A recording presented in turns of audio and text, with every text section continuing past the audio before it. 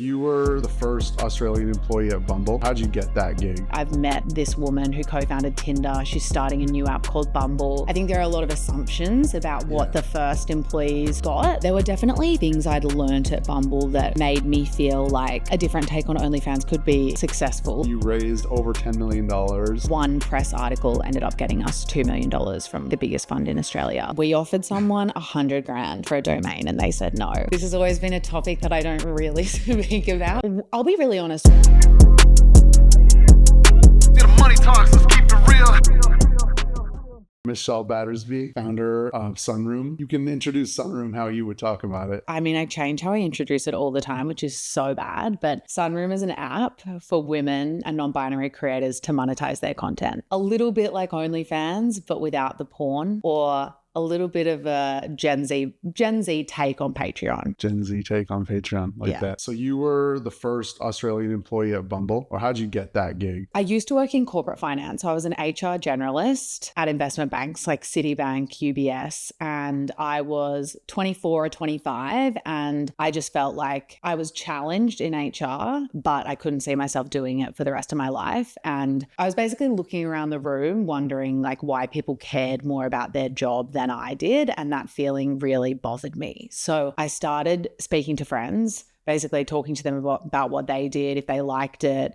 I considered getting like my PT certificate and launching like a workout program. I was essentially just like exploring what my next step in my career could be. And I guess I ended up just speaking to the right person. So a friend of mine was dating a guy who was being mentored by Whitney Wolfe Herd, who is the founder and CEO of Bumble. And this was in 2016. So I'd never heard of Bumble. And in Australia at that time, Tinder in particular had a pretty bad reputation. There'd just been this, I don't want to say famous, I guess there was this case in the news that everyone was aware of where a woman had allegedly been thrown from a balcony on a Tinder date. So online dating was just like not great.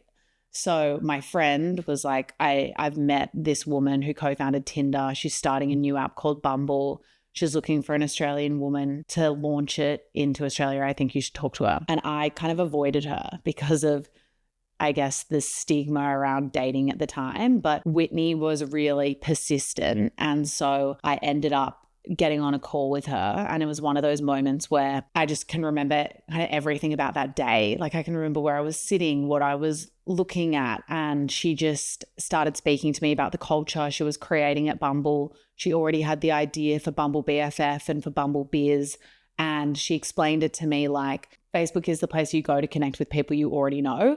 Where do you go to connect with people that you don't know? And she wanted to make Bumble more of a lifestyle brand. She was like comparing it to luxury brands and how it could be accessible to all. And so I guess her vision really spoke to me, along with women making the first move.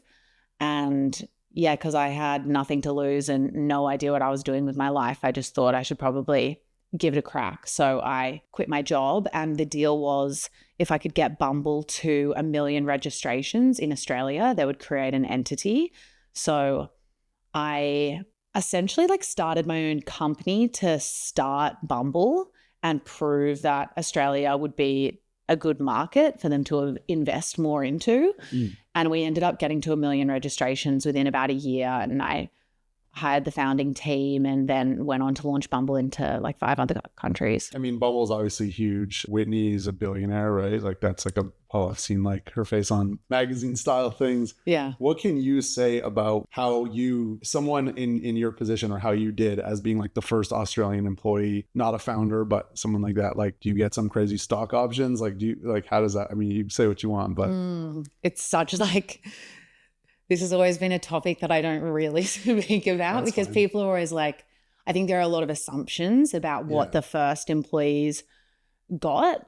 I'll be really honest. When I first took the Bumble job, I definitely had this thought in my mind, like, oh, I'm going to be fucking loaded. Like, I was like, this is going to change my life. And like, I'm going to be rich. Because at that time, Bumble wasn't that big, right? No, I think I was like the 7th employee globally. Like definitely one of the first 10. Okay, wow. Yeah, there were not many people. And that was also amazing for me because I got to learn directly from like, there were 4 really critical people that had been hired in the US that had grown it from the ground up.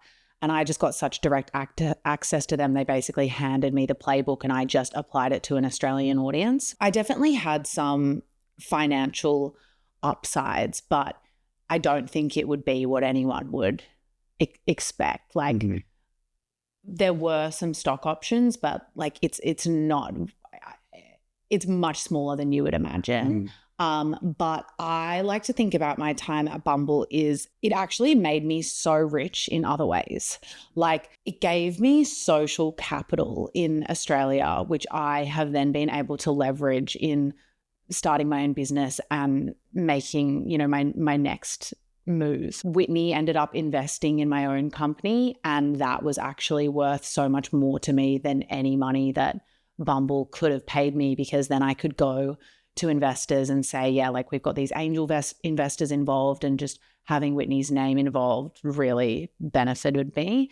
I think some people might have been a little bit disappointed by their own outcome at Bumble, and I think I could have gone down that road as well. But I have a different perspective, and I think that Bumble was an amazing springboard that anyone at that company could have leveraged to then make themselves money through their own company, or by getting like a high paying job at like, I don't know, Headspace or Meta, It just was it was a great thing to be able to put on your CV. Yeah, that's a really good way to look at it. Did you just decide, like, what was the decision to be like, okay, I'm going to like stop working at Bumble, go do my own thing? I see a lot of parallels in like the way that Bumble was kind of like Tinder is this massive thing, online dating's this massive industry. Let's like do something slightly different. Was that kind of your thinking, where it's like the OnlyFans like creator paid subscription world was obviously this growing massive thing, and then you just like took a different approach to it? Was that kind of the parallel a little bit? Yeah, there were definitely things I'd learned at Bumble that made me feel like a different take on OnlyFans could be successful. Like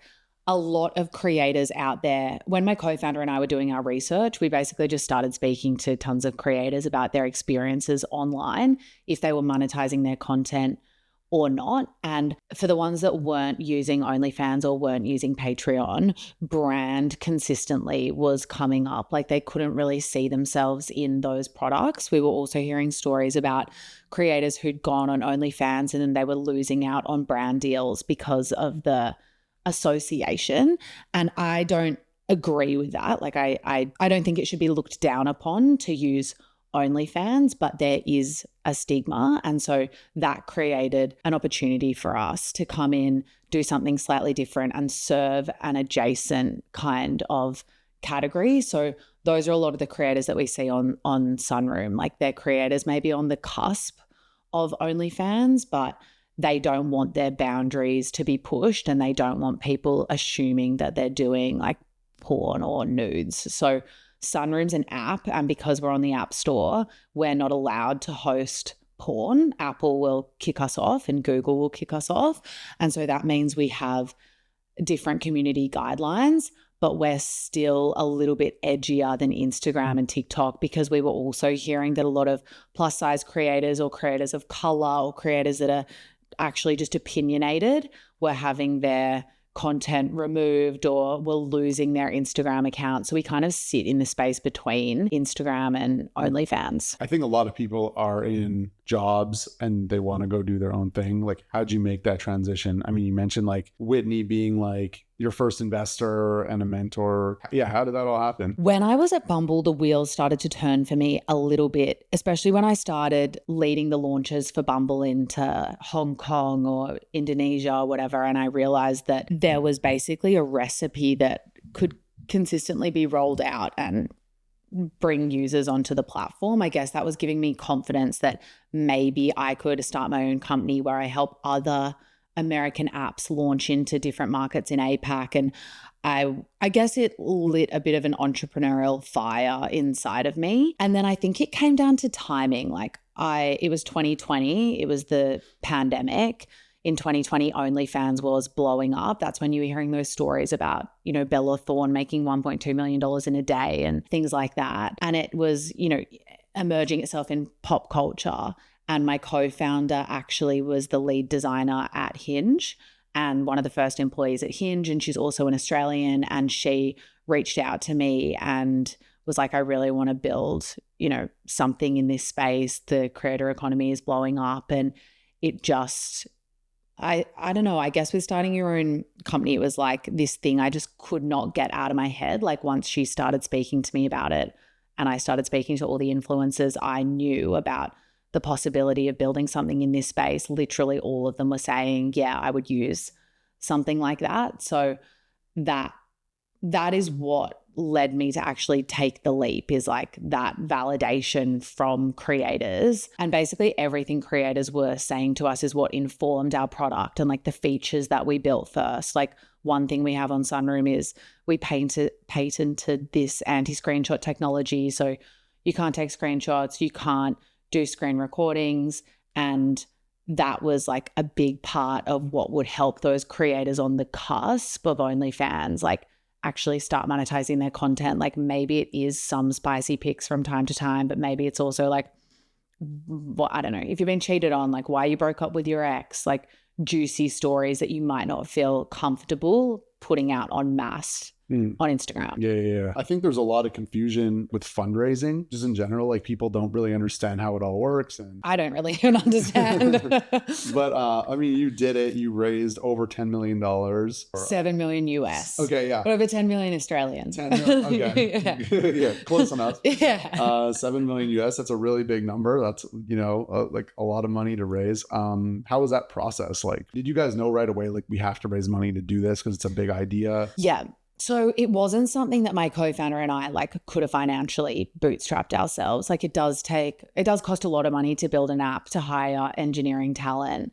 And our app in particular, because of this anti-screenshot technology, it ended up taking us much longer than we anticipated to build. Like we founded Sunroom at the end of 2020 and we didn't launch Sunroom until February 2022 because of how complex our product was. So it was just a no-brainer that we would have to raise. I think because of Lucy, my co-founder, and my background, that did really help us raise capital. We basically started out as only 3 team members. So myself as the chief marketing officer, Lucy as the CEO, but she was also doing product. And then we did have a third co-founder at first, another woman who was our chief technology officer from Atlassian. And that was like a team of people that had very complementary skill sets, but also proven track records with what they'd done. So we raised money with no product. We just had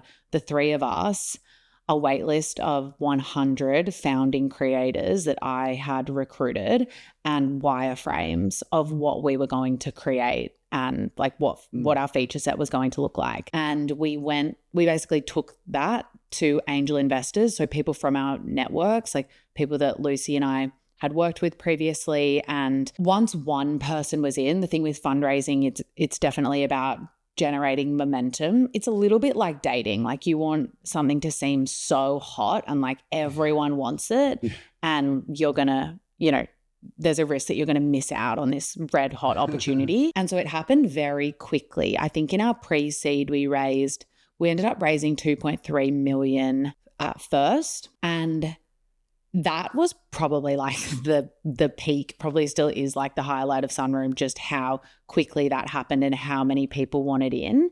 And I think it was 100% angels at like a couple of syndicates in that pre-seed round, no big funds. It wasn't like a friends and family round though. It was all angel investors, a lot of tech founders. Did you pitch people or was it very much just? Yeah, we pitched people. So it would have been December and January, like December 2020 and January 2021 that we like did that and closed it and had really good time to raise money in hindsight too. That's the other thing. Like I think it would have been like our idea, this wait list, our team and the market. Like I think 2020 and 2021 was like record years for VC in terms of the amount of money they were investing in companies, and people were obsessed with the creator economy. Like everyone was talking about what the next OnlyFans would be, and a team of women working on that and building a product for women's needs was appealing to people.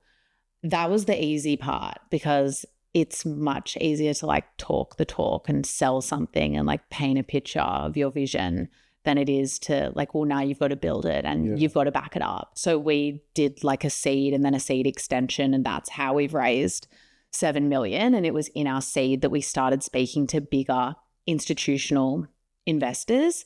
But that also kind of happened organically, because after we did our pre-seed, we then started doing a bit of press and speaking about what we were building, and our now lead investor ended up seeing one of the articles written about us in the AFR, the Australian Financial Review, and Blackbird, they're the biggest venture capital fund in Australia. They're our lead investor, and they'd just seen this article, reached out to us. Okay, wow. So like how many people did you pitch when you did that process? Oh, so many. Lucy probably took the bulk of those first interviews, and then I was also doing my own from my network. But we have a lot of people on our cap table because we started with so many angels, and there was no minimum amount to invest in our company. Some people in for like $2-3 grand, $5 grand type thing. Probably 10 is the lowest. Yeah. And then I think in our pre-seed, probably the biggest check we had was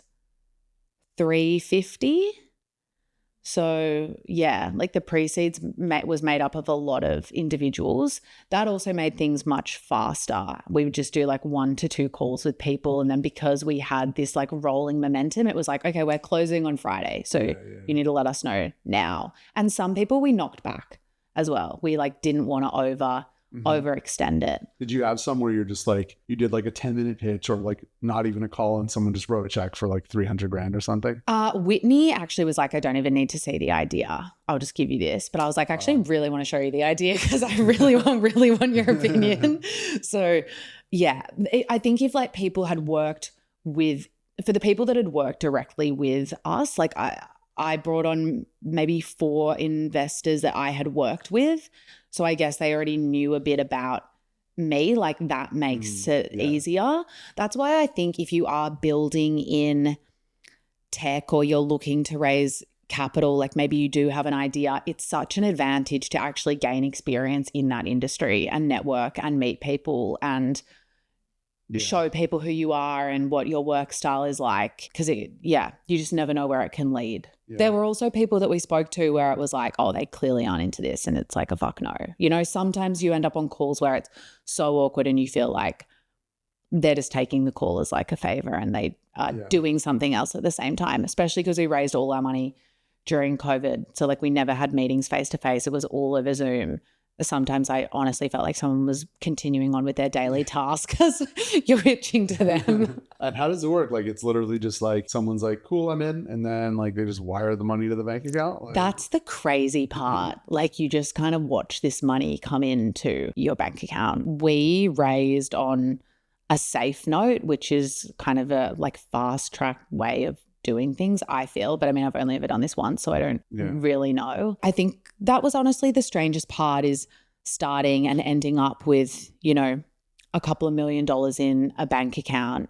And then once you're the founder and you've gone out there and raised the money, I've always found it quite hard and scary spending that money. Like at Bumble, you get given a budget and you're, you know, encouraged to go and spend it. It's like, come on, spend the money. Like you're going to lose it if you don't spend. And it feels much funner to spend money in that way, as opposed to when it's your company's bank account and you know the people that have put the cash in there. I think I was, and probably still to this day, I'm almost seeking permission to spend it on the things I want to spend it on, and to spend it on marketing, to spend it on things that might not have immediate return. Yeah, it's crazy. That's the difference between like a bootstrap company or like, I mean, some tech companies raise like 100 million and they're buying like, you know, $2 million domain names and stuff. When you see it as like a bootstrap kind of founder, you're like, whoa, that's like Yeah. so much money. But yeah, I guess it's like, you know, when you're going for something big, then and you raise money, and that's taking a big swing at it. Yeah, 2 million for a domain. We offered someone 100 grand for a domain and they said no. And we were like, we don't need it that much. Yeah. But I'm like, I think about that person from time to time. Just they live in like, you know, the middle of America and they have the domain sunroom.com. Sunroom.com. Yeah, and they sell sunrooms. And That's funny. Yeah.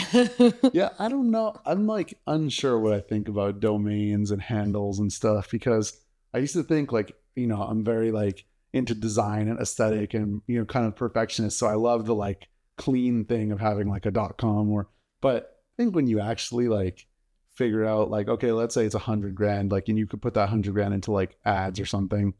What's the ROI? Like, I don't know, you know? Post that moment, I've never once felt a desire for that domain ever again. I think it's like you feel like you have to tick that box or something. Yeah. Yeah. It's almost like now, especially on Instagram, the kind of cooler people have like not good handles. You feel like Fred again is like Fred again. Yeah. But it's like his music's great. He's popular. Everyone finds his Instagram. It's not like he needs Fred again. You know? Yeah. So you have like, I mean, Whitney's your investor, and then you have other big investors. Have any of them become mentors or taught you anything where you're just like someone who they've done it before, or they've done, you know, their own big companies, and you've like learned stuff from those kind of people? Especially Whitney, because you worked for her. Definitely. I feel like there's also a bit of a misconception around, I think a lot of people are scared to bring on investors or think that your investors tell you how to do certain things. But the way we've approached it is it's like, what amazing other brains can you get on your team?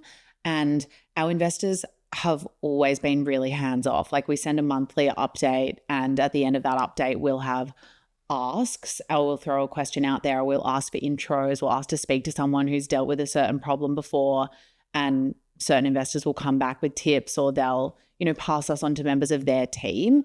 We have a board now. So we've got one of the people from Blackbird on our board, and he's amazing. Like we have quarterly board updates, and just feel like that's, again, someone who's seen so many different companies deal with the problems that we have. And it just adds this layer of perspective that is really beneficial. Like sometimes I'll feel really scared going into our board meetings because maybe we didn't hit certain growth targets, or an experiment that we thought would work hasn't worked. And I find at the end of those conversations, we'll have heard about how people are doing it much worse than we are, or that this isn't really that big an issue, or we'll get someone else to join the call and they'll give us tips. So you were saying how you met your co-founder and you both had the background with the dating apps. Can you talk about like your different roles in the company and like how that works? I feel like we've always worked really well together because our roles were very clearly defined from the get-go. Like I know absolutely nothing about how to design a product, and my co-founder is amazing at that. And my co-founder's never done like marketing, acquisition, socials, PR, events, any of that. So I've always owned the creator growth area of things. In saying that, we've always had a small team. Like I think even when we had the highest amount of employees we've ever had, it was like 17 people. So we're all very much involved in like the strategy and decision making. But yeah, we've always been separate in that sense. I think the challenge for both of us has been that neither of us are technical co-founders. And so we did start with a third co-founder who was technical and was an engineer, but parted ways with her pretty early on. And that was a very steep learning curve for Lucy and I, because then we had to be able to attract engineering talent without an engineering leader that they could, you know, learn from and be guided by. We got really lucky and we ended up hiring this young guy. His name's also Nick, who is a fucking gun, and he's 21 and he's our lead engineer. And like he did all the anti-screenshot technology and just stepped up and has been amazing. We really trust him. And I think it's about finding someone that you do trust, because like engineering deadlines and those sorts of things always are an interesting topic, I think, especially when it's like marketing and engineering working together on when something can be launched and how long a feature might actually take to build. What are some like numbers of the company that you could share, if any? Yeah. In terms of revenue, users, like that type of thing. We have over 20,000 creators on Sunroom earning, and we've paid out millions of dollars to the creators on Sunroom. That's all we share. That's a lot of dollars. Yeah. Yeah. Can you say like who the highest earner, or not who it is, but how much somebody may, it doesn't the highest, but I would love to, but then I'm always like, one of the interesting things about building a company where it's only for women and non-binary creators earning is so many women aren't comfortable talking about their earnings.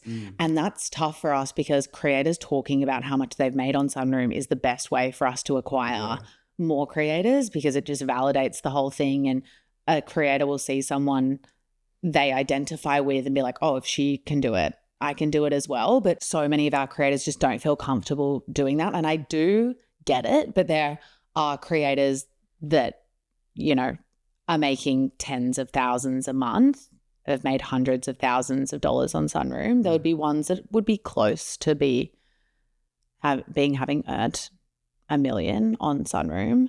wow. There's one creator in Perth who makes a lot of money on Sunroom, and I find it fascinating because she just seems to have this fan base of dudes that just like want her attention. Like they just want to talk to her. They'll send her photos of like how they're decorating their house for Christmas.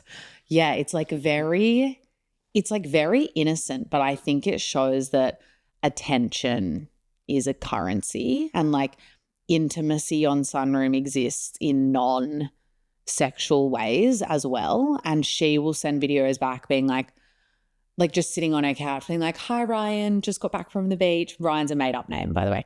Hi, Ryan, just got back from the beach. Now I'm getting ready, going to go out with my friends. What did you do today? And maybe it is a little bit like girlfriend experience-y, but I find those earning stories fascinating because those sorts of creators like aren't showing any skin or anything. They're just giving their attention to their fans that seem to be really obsessed with them. And like a lot of them have fan bases that will like defend their honor and stuff. Like if people come on that are, I don't know, pushing their boundaries or like being a bit slimy in the comments or something, I'll like watch their true fans like go in and be like, we don't talk to her like that. Strange but interesting. Yeah. I think when people pay for things, even like a software or something, like I've noticed even for myself, like if you get something for free, you don't like treat it with the same kind of attention as if you pay for it. Like, you know what I mean? Even if you're paying for like a newsletter, like I have this like crypto newsletter that I read, and like there's a million free newsletters, but I pay like $10 a month for one of them. And it's like, you're going to read that because you paid for it. Or you know what I mean? You're more likely to like give it attention, read it, and like respect what it says. And there's this feeling of like it's gated, and like, all the people who aren't willing to pay $10 don't have access to it. And it's this like exclusive thing that probably works well for you guys and your creators too. Definitely. I also think this is like the hard thing for our creators to manage as well, is like once you've brought your audience over to Sunroom and they're paying, like how are you going to show up differently for them? Like how consistently are you going to post? Are you sending them like weekly updates of your life? Are you sending them like a real-time selfie every day? Like you kind of have to craft your own offering. It's like with the newsletter, there would be a certain cadence that you're expecting from signing up. And like if that dropped off, you would probably cancel. So there are little things we also do on the Sunroom product to communicate that to members, so they've got to read on that before they sign up. Like creator posts X times a week. Every creator can write their membership benefits, which is like prioritized on the profile and those sorts of things. So like obviously Instagram, TikTok, the attention's free. Like anyone can go on, and because of the algorithms, like just get new eyeballs. What do you think the biggest opportunities for creators are right now? Is it like going on those platforms and trying to build an audience, then converting it to paid? Is it a certain type of content? Like at the moment, we're noticing a lot of success with creators who are going live on TikTok. So I think TikTok is probably the easiest platform to grow from scratch at the moment. Just like the way the algorithm works, the amount of people that are on it, the fact that the content doesn't really have to be curated, like scrappiness works so well on TikTok. So I think if I was starting from scratch, I would go there and honestly just start like playing around, find creators that you like and maybe use them as inspiration, but come up with your own take. I then think if a creator actually has the ability to convert and get people to buy and make money for themselves, I think Instagram is actually a better read on that. Like whenever I'm looking for creators who are going to be successful on Sunroom, I might look at someone's TikTok, but then I'll click through to their Instagram and I'll see how many of their TikTok followers they've been able to convert to Instagram, because I think people on Instagram are there because they care about like every element of your life. You know, like they want to see your posts, they want to see your stories, whereas on TikTok, follows can be kind of cheap because of the way the algorithm works. Like you might just throw a follow out because you might not ever come across that person again, but like that doesn't mean you're deeply interested in their life just yet. Whereas I think Instagram shows that you are. you make your own content, your TikTok's pretty big, your Instagram's pretty big. So you're obviously like really good at creating content. How do you approach that? Yeah, I have been trying to get a little bit better myself because my TikTok was a game, to be honest. I wanted to see if I could go viral on TikTok and if I could amass an audience. So I just had a call with this TikTok creator one day where I asked her for tips on how to grow.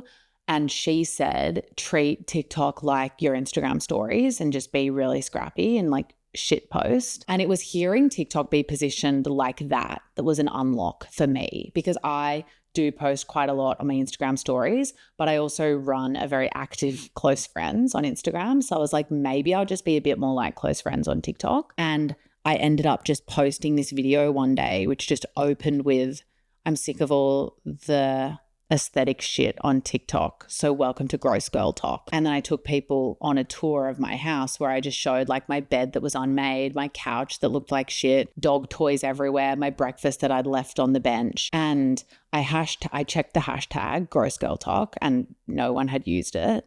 And it ended up going viral and I got like 3.5 million views and I ended up getting like 30,000 followers in a day.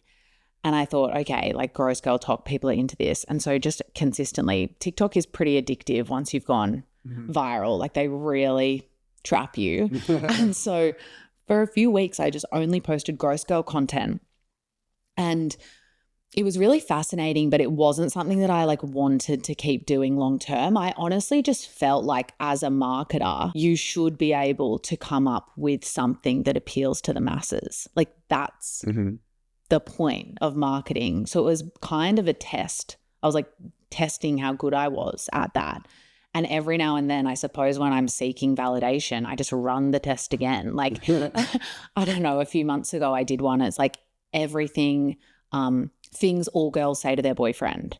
And I was just testing, like, am I on the pulse here? And like, I just kind of do it as an experiment to prove that I still know things about marketing. But now I've like left my TikTok in this weird place where I don't really, it's not necessarily how I maybe want to show up on TikTok long term, whereas my Instagram is more true to like my more holistic to my life. But I think the big opportunity right now is like newsletters. Like I just think Substack is just going from strength to strength. I think it's a really good way to have a bit more control of your audience as well, but I don't think it's the kind of thing all creators can do. I think it's the sort of thing like the best creators can do, to be honest, like the ones who have an audience that really care about what they have to say, that are like very ingrained in their life. One of my friends is a TikTok food creator, and she was so smart. She never shared her recipes on TikTok, and her TikTok videos would just go viral all the time. She consistently drove people to Substack. Now she has over 100,000 Substack subscribers. She has a paid offering. Like that to me is like you're building a business. Like that's where I would be trying to grow. Like build a huge following on Instagram and TikTok, and then do find ways to monetize it and to diversify where your followers are. I don't think TikTok's actually going to be shut down, but I think this conversation around if it may is a really good reminder that you don't own your audiences on those platforms, and like you shouldn't be solely dependent on any one type of, medium with them. Yeah, it's crazy.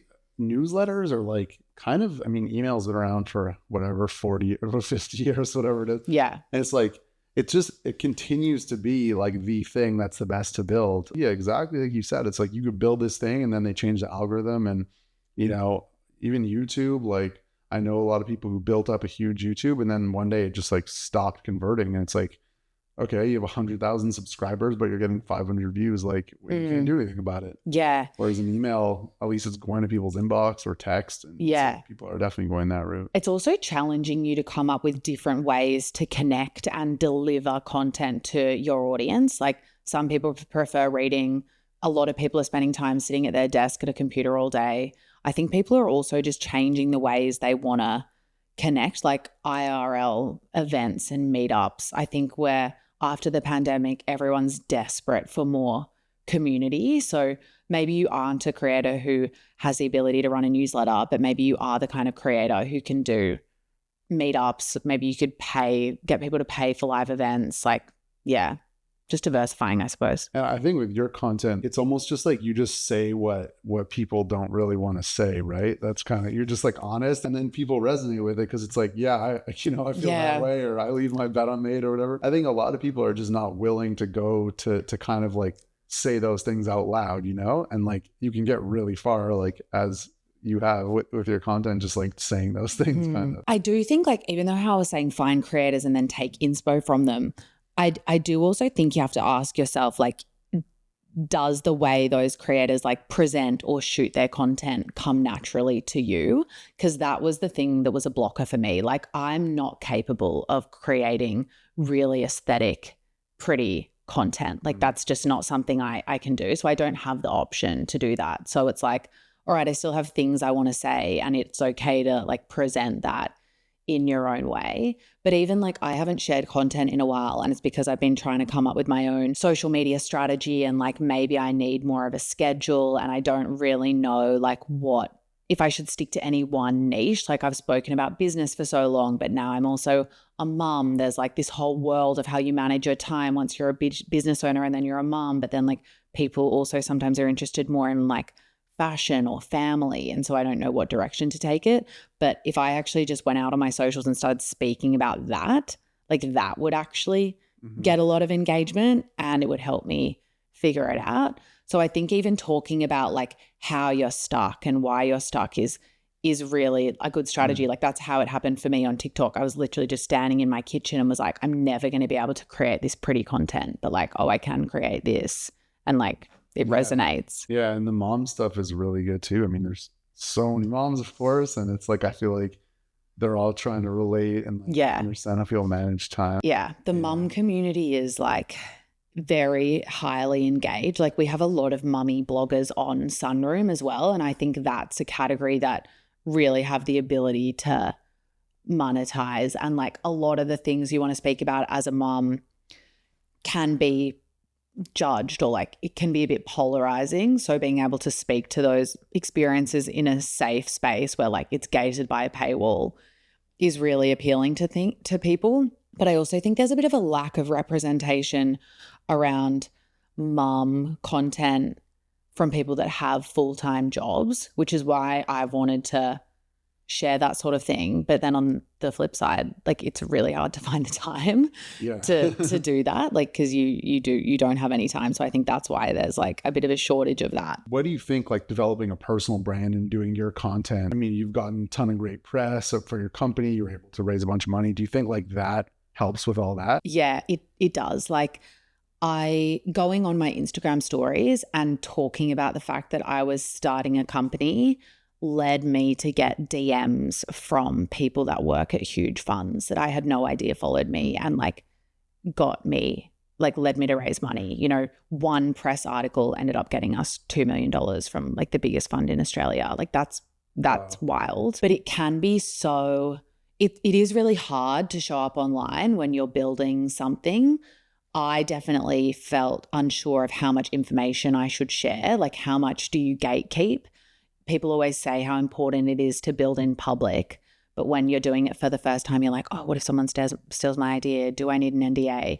So I've learned you really have to like get over that and just share it. And there is so much more to gain in sharing and in building in public than being scared someone's going to steal your idea. Like, if your idea is that easy to steal, then it probably wasn't that good in the first place, or someone would have overtaken you at some point anyway. So yeah. But I also was pushed to do that when I was at Bumble. Maybe pushed is the wrong word, but the country leads, Whitney, really encouraged us to be like the spokespeople and to be the faces of the brand in our own region. And that wasn't something I'd ever done before. And I think when I took the job, if they told me like, you're going to have to go on like live news, you're going to have to speak on panels, you're going to have to do all this press, I probably wouldn't have taken it because it would have scared the shit out of me.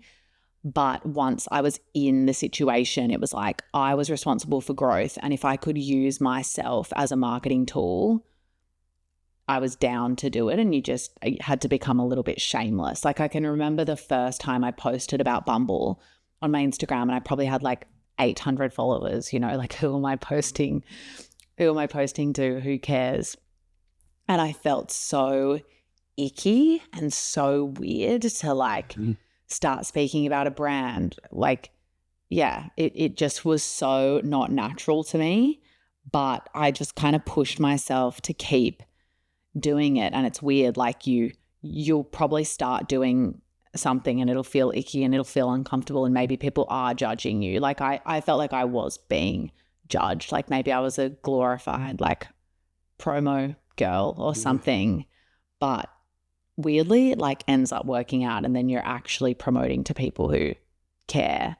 Yeah. I saw a thing that was like, you have to climb cringe mountain. Like, no matter what you're trying to do, you got to just do the reps, and it's always going to be cringe at the beginning. And so like, you can't avoid that. So if you ever want to get to the point where you're making content that really resonates with you, you kind of just have to like do stuff that you're not sure about and be a little cringe and try it and whatever. Anything that you like can't live without or you run your life with: tools, software, items, a desk, a chair. I've got this notebook at the moment that's kind of changed my life. It's about productivity. And since becoming a mum, I really have battled with knowing my limits. I guess I have new limits in terms of what I can take on and how much I can actually get done in a day, which was a bit of a shock to the system. And I was just so used to like running at 1,000,000 miles an hour and doing as much as possible. So I have this notebook, and it starts each week where I write down the 5 things that I like are most critical that week. Then I prioritize them. And then I also have like a secondary list. So it's like I've got my running list of most important things at the start of the week. And then each day I write down the one thing where if all I was to achieve in that day was that one thing, I would feel happy and feel like I've accomplished something. And I just start with that thing. So I guess it's like a notebook, but it's also just a method of getting things done that's really changed my perspective and also just helped me develop a new habit where I just focus on one thing every single day. And if I get through that one thing and I still have more time, I just go to the next on the list. It's like what makes that day a win, basically. And you just do that first instead of like, yeah. Usually it's like the one thing is the biggest thing that you've been avoiding. And then, the thing I love about this notebook is it also sets a goal of how many 30-minute blocks you think it'll take you to achieve the task. And like gamifying getting something done really works for me, especially like putting a little bit of a sense of urgency on myself. So I'll write like 3, so I think it's going to take me an hour and a half. And then I'm like, okay, must get this done in an hour and a half. And I almost make it a game, like, oh, I reckon I can do it in an hour. So you feel like you've won a little bit. So how is it being a mom? I'm already so like distracted all day. And like, I feel like if I had a dog or a kid or both, I'd be like, just like couldn't like take my eyes out of that. How do you like balance it? Because you have a dog, kid, and a life, and then you were focused on your business. So yeah, it is. It's doable, but it is hard. I think the only way to get through it is I used to be the kind of person that would just go with the flow. I didn't really have much structure to my life. I haven't really had a routine in a very long time because of like these jobs, starting my own company. There was a lot of travel involved previously, and structure is the only way I'm able to get by now. So again, at the start, well, actually old school, like we have a whiteboard in our house in the kitchen at the start of every week. Bill, my partner, and I will map out like how much time do I need personally? Like, am I going to try and go to the gym like 3 times a week this week? What mornings can I go? What hours do we have our nanny? How much like solid work time do I think I need? I always have 3 days every week where I'm able to work pretty much like 9 to 5. And then the 2 other days, maybe it's like half days. And I will then work out each week if I need like more mornings or if I need afternoons. But yeah, it's really just structure. And I also think it helps. It really helps if you can be transparent with your team as well around like, okay, these are the hours I can definitely take meetings. These are the hours I absolutely can't take meetings. Sharing your struggles with your team, I think helps them like empathize with the situation a little bit and just like give you a little bit of leeway if you need to change things around or need more time to work on certain things. But I guess communication is ultimately the only way to get it done. And having a work environment where you are not near your child, because as soon as I like hear Alfie, I'm like, oh, must go in, you know, or like if I was to be able to see him from like where I work or like not go to an office or whatever, I would get distracted and I would be having to like, you would just like constantly have like attention hangovers, you know, where like you're not able to focus on the next thing. Do you have any money goals in terms of like the company or personally or things that you really want to buy or like envision a lifestyle or something? Such an interesting question. Because you're obviously building a company like that is like a big goal in itself. And I always wonder like founders who are building, you know, big companies, like what's the end goal for you? It's still like open for us, I suppose. Like I still feel like we're very much a work in progress at the moment. Like we're still grinding, we're still growing. I would be so happy if like we were acquired by a bigger company and like I loved that company and maybe we worked on Sunroom from within it, or like maybe it was integrated into their product. Like just being able to work with like-minded people and continue to focus on something in the creator economy would feel like a win. Then like imagine if you built a company and it IPO'd, like goals. I think like I used to look at success like this huge payout, like maybe this like pot of gold at the end of the rainbow, you know? And I think that's like more of an immature perspective that I had going into Bumble. And then as my career has developed, I've realized success is so much more than that. Like it's who you meet. It's like what your impact is amongst the users that you're building for. It could be money, but it could also be that your experience like just lends you to be like more stable and gain exposure to like bigger and better experiences as time goes on. Yeah. So I don't know, like I don't think I've ever really had one set goal. I think that's how my career has like evolved the whole time. I just am like pretty open to what comes next. And I feel like whatever's meant to happen will happen. And I just like roll with that. Do you think Australians versus Americans are like, my sense of the Australians I've all met is like there's less of a money focus and like work focus. Yeah. Like everyone's more like chill. Like I'm not American either, but do you feel that at all? Yeah. I think Americans talk about money in a very different way to Australians. Yeah. Like I found myself in conversations before with Americans that make me feel really uncomfortable because they just like very transparently will speak about money. But I think that's because of tall poppy syndrome in Australia. Does that exist in Canada? It's like everyone's trying to stick out. Yes. Yeah. So it's like a cultural phenomenon that exists in places like Australia and New Zealand where there's small population sizes. And essentially it's if there was a field of poppies and one grew taller than the rest, you would chop them down because like, no, we are all here. Like we don't, like we're the same, you know, like don't try and be different. Don't don't excel too far. You know, Australians like love an underdog, but as soon as someone is like up here, there's a bit of like this takedown mentality. So I don't know, like I do like maybe the modesty that then might, you know, make penetrate through society, and maybe that's why people aren't as like open. But I also do think maybe it like cuts people down or maybe limits opportunity. People probably play down their successes a little bit because of that. But like, again, I don't know if that's a bad thing.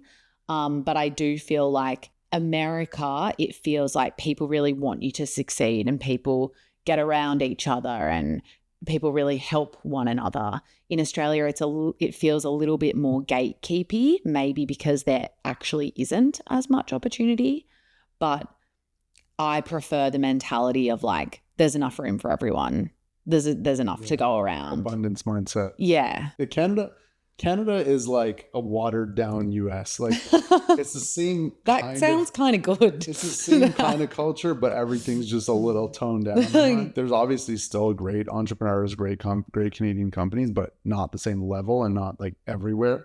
I think the biggest thing I've noticed about being in the US is like people's risk tolerance. Like the country kind of awards failing. There's no shame in like, you know, blowing up a company and like raising a bunch of money and then blowing it up and starting again. And like so many people just do that. So true. I don't know. I always kind of was more like conservative, like thought things more conservatively. Most people I know from Canada are a lot more like, you know, they'll take the safer route or just take the job because it's like pays well. And here people are just like shooting from the hip, like don't really care if everything blows up. They'll just start again. You can always borrow more money or raise more money. Like it's just kind of this like, which I think for innovation and for like that abundance mindset is really good. Yeah. There's downsides to it too, but yeah, no, I agree with that take. I feel like in Australia, people, I don't know, like a failure story would get like a lot of news. I think like people, I don't know. I don't want to say people would love to see it because like Australia also has like amazing like VC firms, huge companies like Canva, Afterpay. Like these are Atlassian, like these are Aussie founded companies. Like people can kill it and do really well. But again, like similar to Canada, I do feel like a lot of people in Australia follow traditional paths as well. But I guess you still find that in the US. I don't know. Maybe it's like where we live. LA too. LA, New York, like these are outlier cities. Yeah. Is there anything weird that you do or spend money on? Something that you do regularly but people would find different or weird? Every successful person, it's like if you do what most people do, you get the result that most people get, which is like average or below average, you know, whatever. And so I think it's interesting where a lot of successful people I know do weird things. I don't know if this is weird, but like I do one thing where I'm like, I don't know, I feel like the universe has like pushed me into the path I'm in right now. Like this conversation with Whitney, I explained, like I'd never heard of Bumble. Like I had goosebumps over my whole body. I had like this voice inside my head saying, this is going to be huge. This is going to change your life. And like, that's kind of why I did it. And with Sunroom, like, I don't know, I guess I kind of like look for signs, but I think when you're looking for signs, they'll always be there, you know? But yeah, I'm kind of big on manifesting, journaling. One thing I do is I will lay on the ground and just look at the sky. And I've done this since I was like in my teens. Like I used to run down to Manly Beach, like lay on this one patch of grass under this tree, look in this tree. I can like still see what the tree looks like. And I would kind of like think about my problems and I would connect with the universe. I guess this is like my religion. I feel like this is what it would be like if you believe in God, you know, which I guess I've just shown I don't. So like the universe is my thing. But I'll say to Bill, my partner, like I need to go connect, and I'll just like lay on the ground and look at the sky, look at a tree, and just kind of manifest, think about how things are going in my life. And like I'll really have to like feel it. Like I'll know when I'm connected and I'll know when I'm not. And usually in my life, whenever I've felt like I'm connected, kind of good things are happening. I'm generating, like things actually do like come to me.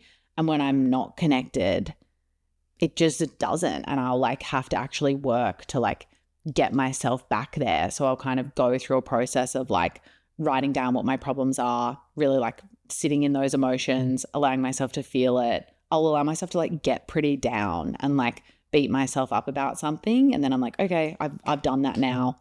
Time to reconnect, lay on the ground. Is there anything besides your company, creator economy, your son, that excites you right now? A passion project that I have is this thing called the Anti-Network. So just being like a tech founder and a woman, I suppose, it can feel a bit isolating. I feel like dudes, you guys like get together and maybe you like talk about money and your businesses. I don't know, you go play golf and like chat about these things. Like I don't, and maybe it's because I've moved from Australia to LA. I was kind of lacking that. And so I went out on my Instagram stories one day and just, again, talked about that and had this overwhelming response from people saying that they felt isolated and that they wanted to network. But networking is it's such a rigid word. And when you think of networking, you kind of think of like a dull room with like drinks and some canapes and you have to pretend and like sell yourself.